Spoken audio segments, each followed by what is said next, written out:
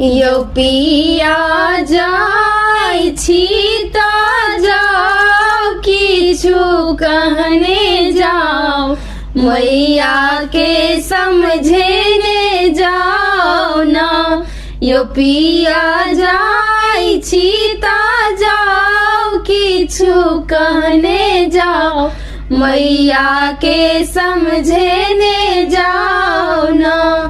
आह के मैया जी के बोली हमरा लगे कर्ज में गोली। आहा मैया जी के बोली हमरा लगे कर्ज में गोली। अपना बहिन के अपना बहिन के सासुर में बरसेने जाओ मैया के समझेने जाओ ना। यो पिया जाई छी ता जाओ किछु कहने जाओ।